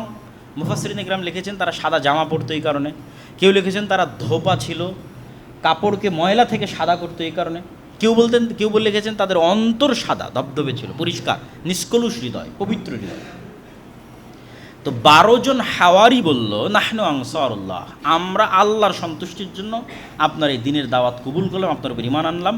ওয়াশহাদ বিআন্না মুসলিমুন, যদিও প্রথম ঈমান এনেছে জাকারিয়া আলাইহিস সালাতু ওয়াস সালাম, প্রথম ঈমান এনেছে ইয়াহইয়া আলাইহিস সালাতু ওয়াস সালাম, এবং ইয়াহইয়া এবং ঈসা আলাইহিস সালাতু ওয়াস সালাম তারা একই সাথেই তৎকালীন পৃথিবীতে দাওয়াতি কাজ করতেন, 2-3-4 বছরের ছোট বড়। ইয়াহইয়া আলাইহিস সালাতু ওয়াস সালাম 3-4 বছরের বড়, আর ঈসা আলাইহিস সালাতু ওয়াস সালাম 3-4 বছরের ছোট। ওয়ামাকারু ওয়ামাকারাল্লাহ ওয়াল্লাহু খায়রুল মাকিরিন, ইহুদিরাও ষড়যন্ত্র করলো আর আল্লাহও তাদের বিরুদ্ধে পাল্টা ষড়যন্ত্র করলেন। আর আল্লাহ যদি পাল্টা ষড়যন্ত্র করেন সেটাকে আর কেউ বাধা দিতে পারে না। তো কি হলো? এই আয়াতের ব্যাখ্যা কি, এই ধারাবাহিকতায় আয়াত কেন আসলো? তো ঈসা আলাইহিস সালাতু ওয়াস সালাম এবং হাওয়ারিরা মিলে এবং ইয়াহইয়া আলাইহিস সালাতু ওয়াস সালাম মিলে জেরুজালেম, ফিলিস্তিন এবং সিরিয়ার মাটিতে যে তাওহীদের দাওয়াত দেওয়া শুরু করলেন, আর উনি যে সবসময় মোজেজাগুলো দেখাতেন, ধীরে ধীরে এই 12 জন দিয়ে শুরু, ইয়াহইয়া দিয়ে শুরু, ধীরে ধীরে তার অনুসারীর সংখ্যা বাড়তেই লাগলো। এবং যখন তার অনুসারীর সংখ্যা বাড়তে লাগলো, তখন ভণ্ড ইহুদি ধর্মীয় নেতা যারা ছিল তাদের মুখোশ উন্মোচিত হতে লাগলো। হিংসার বশবর্তী হয়ে ইহুদিরা তো আগে থেকে তার মায়ের নামে মিথ্যা অপবাদ রটাতো, তারা তার সাথেও শত্রুতার সর্বোচ্চ শিখরে পৌঁছে গেল। এবং কোনো কিছুতেই যখন ঈসা আলাইহিস সালামের দাওয়াত থামানো সম্ভব হচ্ছিল না, তখন রোমান শাসকের সহযোগিতা নিয়ে ঈসা আলাইহিস সালামকে এবং ইয়াহইয়া আলাইহিস সালামকে, দুইজনকে হত্যার ষড়যন্ত্র করা হলো। এবং ইতিহাস বলে যে 3 জনকেই, মানে ইহুদি খ্রিস্টানদের দাবি অনুযায়ী 3 জনকেই হত্যা করা হয়েছে।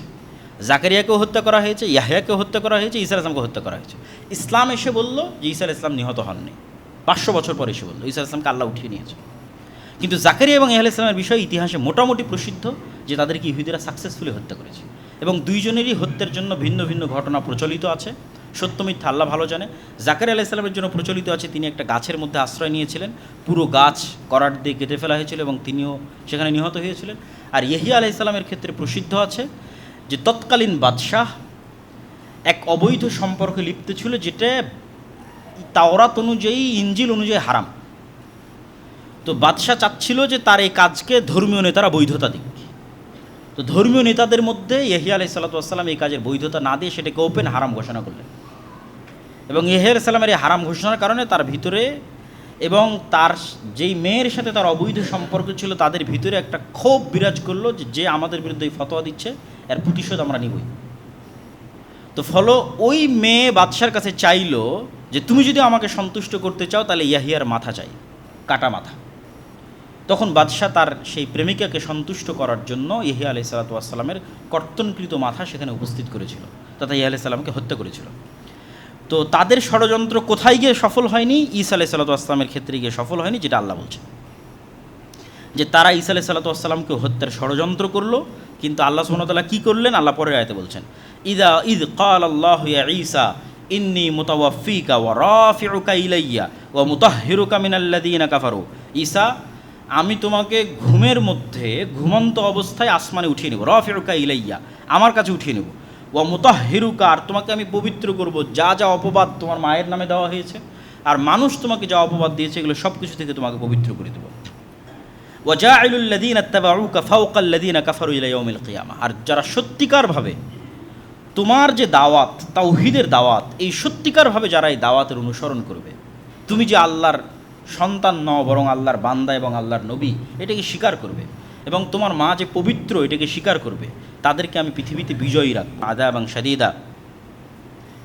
আচ্ছা, এরপরের 2-3 আয়াত গ্যাপ দিয়ে আল্লাহ সুবহানাহু ওয়া তাআলা বলছেন, ইন্না মাসালা ঈসা ইনদাল্লাহ কামাসালি আদম খালাকাহু মিন তুরাবিন সুম্মা ক্বালা লাহু কুন ফায়াকুন। যে কথা আমি আগে বলে এসেছি ওই কথাই আল্লাহ সুবহানাহু ওয়া তাআলা এখানে আরও স্পষ্ট করে বললেন যে দেখো, তোমাদের কাছে ঈসার সৃষ্টি অনেক আশ্চর্যের মতো মনে হতে পারে, কিন্তু ইন্না মাসালা ঈসা ইনদাল্লাহ, আল্লাহর নিকটে ঈসার সৃষ্টি তো আদমের সৃষ্টির চেয়ে বেশি কিছু নয়। ইন্না মাসালা ঈসা ইনদাল্লাহ কামাসালি আদম, আদমকে আল্লাহ যেমন সৃষ্টি করেছে বরং তার চেয়ে কম। আদমকে তো বাপ মা ছাড়াই সৃষ্টি করেছে, আর ঈসাকে তো অন্তত মা ছিল, তো তার চেয়ে কম। খালাকাহু মিন তুরাব, আদমকে সরাসরি মাটি থেকে সৃষ্টি করেছে, কোনো বাপ নাই মা নাই কিচ্ছু নাই। কী দিয়ে সৃষ্টি করেছে? কুন ফায়াকুন, হাও হয়ে যাও, এটা দিয়ে সৃষ্টি করেছে। তাহলে তোমাদের কাছে আশ্চর্য মনে হতে পারে, কিন্তু আল্লাহ সুবহানাহু ওয়া তাআলার কাছে আশ্চর্য নয়। আর এটাই আল হাক্কু মির রাব্বিকা ফালা তাকুম মিনাল মুমতারিন। আর এই যে আমি বলছি যে ঈসা আল্লাহর সন্তান নন, বরং ঈসা আলাইহিস সালাতু ওয়াস সালাম ওই রকমই যেমন আল্লাহ আদমকে সৃষ্টি করেছেন, এটাই সত্য। এটা নিয়ে যেন হে মুহাম্মদ সাল্লাল্লাহু আলাইহি ওয়াসাল্লাম আপনার অন্তরেও সন্দেহ না থাকে, এটা সরাসরি মুহাম্মদ সাল্লাল্লাহু আলাইহি ওয়াসাল্লামকে বলা হচ্ছে। আর যদি মানুষ আপনার সাথে এটা নিয়ে বেশি তর্ক বিতর্ক করে, খ্রিস্টানরা পরের আয়াতে, ফামান হাজ্জাকা ফীহি মিন বা'দি মা জাআকা মিনাল ইলম, এই সত্য কথা বলে দেওয়ার পরেও যদি খ্রিস্টানরা আপনার সাথে বেশি তর্ক বিতর্ক করে, এই আয়াত তখন অবতীর্ণ হচ্ছিল যখন নাজরান থেকে একদল খ্রিস্টান আসছিল এবং তারা ঈসা আলাইহিস সালামের জন্ম সম্পর্কে এবং ঈসা আলাইহিস সালাম সম্পর্কে ইসলামের আকীদা কি সেটা জানতে চায়। তো যদি এরপরও বেশি তর্ক বিতর্ক করে, তাহলে আপনি ওপেন চ্যালেঞ্জে চলে যান। চ্যালেঞ্জ কীভাবে দিবেন? নাদউ আবনাআনা ওয়া আবনাআকুম, এই খ্রিস্টানরা আসো, তোমাদের ছেলে মেয়ে, তোমাদের বাড়ির স্ত্রী পুত্র সব, ওয়ানিসাআনা ওয়ানিসাআকুম, আমাদের ছেলে মেয়ে আর আমাদের বাড়ির স্ত্রী পুত্র সব। কোথায় যাব? আমরা খোলা মাঠে যাব।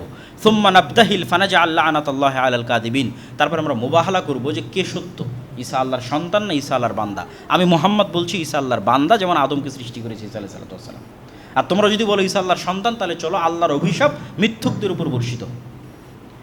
তো আল্লাহ সুবহানাহু ওয়া তাআলা বলতে বলতে বলতে বলতে এই সর্বোচ্চ যে চ্যালেঞ্জ সেটাও জানিয়ে দিলেন মুহাম্মদ সাল্লাল্লাহু আলাইহি ওয়াসাল্লামের মাধ্যমে। এবার এই আয়াত যখন আল্লাহ অবতীর্ণ করলেন, তখন নাজরানের প্রতিনিধি দল নবম হিজরিতে মুহাম্মদ সাল্লাল্লাহু আলাইহি ওয়াসাল্লামের কাছে মদিনাতেই আছে। মুহাম্মদ সাল্লাল্লাহু আলাইহি ওয়াসাল্লাম আলীকে বললেন, ফাতেমাকে বললেন, আর যারা ছিল সবাইকে বললেন চলো বের হই। আল্লাহ আদেশ দিয়েছে মোবাহালার জন্য, এবং তাদেরকেও বললেন যে চলো তোমরাও তোমাদের ছেলে মেয়ে স্ত্রী পুত্র নিয়ে চলো আমরা মোবাহালা করি। তখন নাজরানের খ্রিস্টানরা পরস্পর পরামর্শ করলো যে পৃথিবীতে যদি সত্য নবীর বিরুদ্ধে দাঁড়ানো হয় এবং সত্য নবীর দোয়া অভিশাপ হিসেবে যদি ফিরে আসে, তাহলে ওই জাতির ধ্বংস ছাড়ার কোনো রাস্তা নেই। তো যদি মোহাম্মদ সত্য নবী হয়, আর যদি মোহাম্মদের দোয়া রব্বুল আলমিনের কাছে সত্য হিসেবে আমাদের উপর অভিশাপ হিসেবে ফিরে আসে, তাহলে আমাদের ধ্বংস ছাড়া কোনো রাস্তা নেই, অতএব মোবাহালা করার দরকার নেই। তখন তারা আর মুহাম্মদ সাল্লাল্লাহু আলাইহি ওয়াসাল্লামের সাথে মোবাহালায় অংশগ্রহণ করেনি। ইন্না হাযা লাহুল কাসাসুল হক ওয়া মা মিন ইলাহিন ইল্লাল্লাহ ওয়া ইন্নাল্লাহা লাহুল আজিজুল হাকিম। আর এতক্ষণ যে কিসসা আমরা বললাম এগুলো সত্য ঘটনা, আল্লাহ সুবহানাহু ওয়া তাআলা ব্যতীত কোনো ইলাহ নেই, আর তিনি আজিজ পরাক্রমশালী, যা ইচ্ছা তাই করতে পারেন, আর হাকিম তিনি প্রজ্ঞাময়, কখন কোনটা কীভাবে করতে হবে খুব ভালোভাবে জানেন। তো আমাদের সময় সংক্ষিপ্ত, এই জন্য আমরা সূরা মারিয়ামের যে অংশটুকু বাকি থাকলো মারিয়াম আলাইহিস সালাম সম্পর্কে সেটা বলতে পারলাম না। তবে একটা কথা না বললেই, আজকের বক্তব্যের মধ্যে একটা কথা প্রাসঙ্গিক, যেটা না বললেই নয়, সেটা বলে শেষ করব। এই পুরো ঘটনা থেকে আমরা কি শিখলাম? এই পুরো ঘটনা থেকে আমরা ইয়াহইয়া আলাইহিস সালামের জন্ম, জাকারিয়া আলাইহিস সালামের, তারপরে হচ্ছে মারিয়ামের জন্ম, তারপর আলাইহিস সালামের সন্তান ঈসা আলাইহিস সালামের জন্ম, সবগুলো থেকে যেটা শেখা গেল সেটা হচ্ছে মানুষের সম্মান এবং মর্যাদা, জিকির আজকার, সকাল সন্ধ্যার তাসবিহ, সালাত, এবং ওই সূরা মারিয়াম যদি তেলাওয়াত করতাম ওখানেও দেখতেন যে ঈসা আলাইহিস সালাম কী বলছেন। এবং আল্লাহর নবীর একটা হাদিস আছে যে একদিন জাকারিয়া এবং ইয়াহইয়া আলাইহিস সালাম মসজিদে আকসায় সব বনু ইসরায়েলকে ডাক দিয়ে বললেন তোমাদের জন্য 5টা উপদেশ, এবং ওখানেও সালাত এবং জিকির আজকারের কথা আছে এবং জাকাতের কথা আছে। তো এগুলো বিস্তারিত আজকে বলতে পারলাম না, তবে একটা জরুরি কথা যেটা বলতেই হবে, যে এই যে চলমান যে বিশ্বকাপ, এবং এই বিশ্বকাপে মানুষের বিভিন্ন প্লেয়ারের প্রতি যে ভালোবাসা, এটা নিয়ে চিন্তা করতেছিলাম, যেহেতু এটা নিয়ে ইদানিং অনেক আলোচনা সমালোচনা হচ্ছে। এটার উপর 3-4টা আয়াত সূরা বাকারা থেকে আপনাদের সামনে একটু পড়ে শোনা এবং পড়ে শুনে বক্তব্য শেষ করব।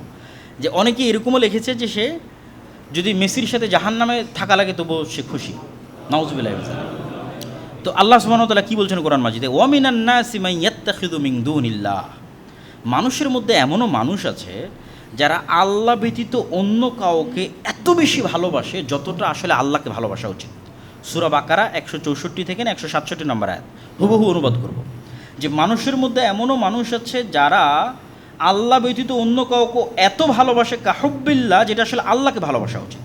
ওয়াল্লাযীনা আমানু আশাদ্দু হুব্বান লিল্লাহ, আর যারা ঈমান আনয়ন করেছে তারা সবচেয়ে বেশি ভালোবাসে রব্বুল আলামিনকে, আল্লাহকে। ওয়ালাউ ইয়ারাল্লাযীনা যালামু ইয ইয়ারাউনাল আযাবা আন্নাল কুওয়াতা লিল্লাহি জামিআ, যেই দিন আল্লাহর আযাব নেমে আসবে পৃথিবীতে অথবা কিয়ামতের মাঠে, সেই দিন এই সমস্ত জালেম পাপাচারী পাপিষ্ঠরা দেখতে পাবে যে আন্নাল কুওয়াতা লিল্লাহি জামিআ, সব ক্ষমতার মালিক আল্লাহ। যেই দিন এটা তাদের সামনে পরিষ্কার এবং স্পষ্ট হয়ে যাবে যে সকল ক্ষমতার মালিক আল্লাহ, ওয়া আন্নাল্লাহ শাদীদুল আযাব, আর আল্লাহ যদি শাস্তি দিতে চান খুবই ভয়ঙ্কর শাস্তি দিতে পারেন, সেই দিন কী হবে জানো? ইয তাবাররা আল্লাযীনা তুবিউ মিনাল্লাযীনা ইত্তাবাউ, সেই দিন অবস্থার ভয়াবহতায় মানুষ যাদের ফ্যান ফলোয়ার ছিল, মানুষ যাদেরকে ভালোবাসত জান এবং প্রাণ দিয়ে, ওই সমস্ত যারা আমরা যেটা বলি ভাইরাল বলেন অথবা খুবই জনপ্রিয় বলেন, তো সেই জনপ্রিয় ভাইরাল অথবা যেটাই বলেন, যাদের মানুষ ব্যাপকভাবে ফ্যান ফলোয়ার ছিল, তারা যখন অবস্থার ভয়াবহতা দেখবে তখন তারা কি করবে? এদের থেকে নিজেদের সম্পর্ককে ছিন্ন করে নেবে। তো আমি তো জানি না এই কে। যখন অবস্থার ভয়াবহতা এতটা হবে, সেই দিন তাদের অনুসারীদের থেকে সম্পর্ক ছিন্ন করে নেবে। তা তো আমি যদি বাস্তব উদাহরণ বলি, মিস্ত্রি বলবো আমি তো জানি না এই কে, যে বলছে যে আমি জাহান্নামেও থাকতে চাই। আল্লাহ বলছেন ইয তাবাররা আল্লাযীনা তুবিউ মিনাল্লাযীনা ইত্তাবাউ, যাদের ফ্যান ফলোয়ার, ওরা ওদের ফ্যান ফলোয়ার থেকে সম্পর্ক ছিন্ন করে নেবে অবস্থার ভয়াবহতায়। ওরা আউল আযাব, আযাব দেখে এত হতবিহব্বল হয়ে যাবে যে তাকাত্তাআতিল আসবাব, দুনিয়ার সকল উপায় এবং মাধ্যম ওই দিন ছিন্ন হয়ে যাবে। ওয়া ক্বালা আল্লাযীনা ইত্তাবাউ, ওই দিন যখন ওরা বলবে যে আমি তো চিনি নাই কে, যে এত ভালোবাসা প্রকাশ করতেছে, আজীবন সেই গেঞ্জি গায়ে দিয়ে থেকেছে, বলেছে না আমি যেখানেই হোক তার সাথে থাকতে চাই, যেতে চাই, তখন ওর গুরুই যখন বলবে যে আমি তো চিনি নাই কে, হুইজ হি, কে সে, জানি নাই কে, কই থেকে আসলো, আমি তো বলি না আমার অনুসরণ করতে, আমাকে মানতে। তখন কি হবে? যখন এরকম ছ্যাঁকা খাবে, মানে একদম খাঁটি বাংলায় বললে যখন এই ছ্যাঁকাটা খাবে, তখন এবার ফ্যান ফলোয়াররা বলবে লাউ আন্না লানা কাররাতাং ফানাতাবাররা মিনহুম কামা তাবাররাউ মিন্না, রে যদি দুনিয়াতে যাওয়ার সুযোগ পেতাম তাহলে আজকে যেভাবে সে বলল কে, একে তো আমি চিনি না, দুনিয়াতে ওকে গিয়ে বলে আসতাম আরে তুই কে, আমি তোকে চিনি না। আবার যদি দুনিয়াতে যাওয়ার সুযোগ পেতাম তাহলে আমিও একটু এরকম সম্পর্ক ছিন্ন করতাম যে ও কে আমি চিনি না, কেন আজ কিয়ামতের মাঠেও বলতেছে এ কে, আমি তাকে চিনি না। তাহলে যদি আবার কিয়ামতের মাঠে ফিরে যাওয়ার সুযোগ হতো, দুনিয়াতে যাওয়ার ফিরে যাওয়ার সুযোগ হতো, তাহলে আমরাও একটু চেষ্টা করতাম এই সমস্ত জনপ্রিয় ব্যক্তিদের থেকে একটু নিজের সম্পর্কটা ছিন্ন করে নিতে, দেখাতে একটু তাদের মুখের উপর যে আমি চিনি না তুমি কে। এখন কিয়ামতের মাঠে সে বলতেছে যে সে চিনে না আমি কে। কাযালিকা ইউরিহিমুল্লাহু আমালহুম হাসারাতিন আলাইহিম ওয়া মা হুম বিখারিজিনা মিনান নার, এইভাবেই আল্লাহ কিয়ামতের মাঠে মানুষের আমলকে তার সামনে আফসোস করে তুলে ধরবেন এবং পেশ করবেন। আল্লাহ সুবহানাহু ওয়া তাআলা আমাদের হেফাজত করুক, আল্লাহুম্মা আমিন।